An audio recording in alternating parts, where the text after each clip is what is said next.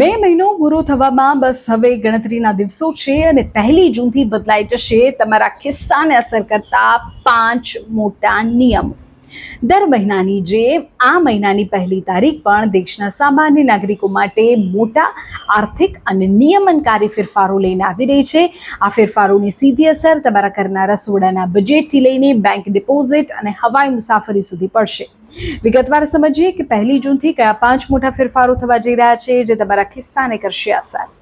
સૌથી પહેલો અને મોટો ફેરફાર એલપીજી સિલિન્ડરના ભાવ. ઓઇલ માર્કેટિંગ કંપનીઓ દર મહિનાની 1 તારીખે ગેસના ભાવની સમીક્ષા કરે છે.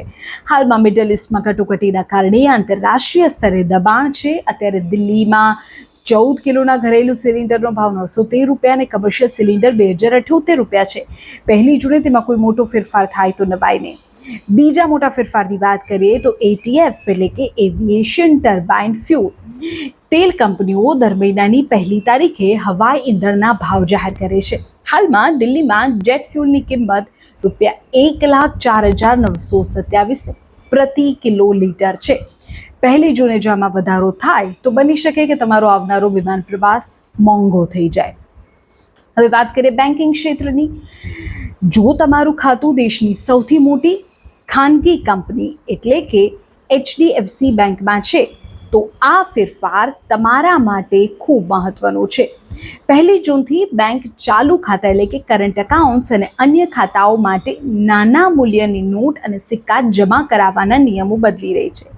₹20 કે તેથી ઓછી કિંમતની નોટો માટે દર મહિને 10,000ની લિમિટ નક્કી કરાઈ છે, જ્યારે સિક્કાઓ જમા કરાવવા માટે દર મહિને ₹5,000ની લિમિટ સેટ કરવામાં આવી છે.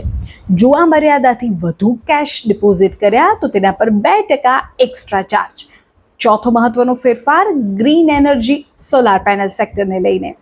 1 જૂનથી સરકાર સોલાર પેનલ માટે મંજૂર કરાયેલા મોડેલ્સ અને ઉત્પાદકોની યાદી એટલે કે ALMM લિસ્ટ 2ને ફરજિયાત કરવા જઈ રહી છે. આ નિયમ આવ્યા બાદ હવે સરકારી યોજનાઓ અને સબસિડીવાળા પ્રોજેક્ટ્સમાં માત્ર એ જ સોલાર મોડ્યુલનો ઉપયોગ કરી શકાશે જ્યાં લિસ્ટમાં સામેલ હોય. અને આ પગલાંથી સોલાર પ્રોડક્ટ્સની ગુણવત્તા સુધરશે પણ કિંમતોમાં સામાન્ય વધારો સંભવ છે.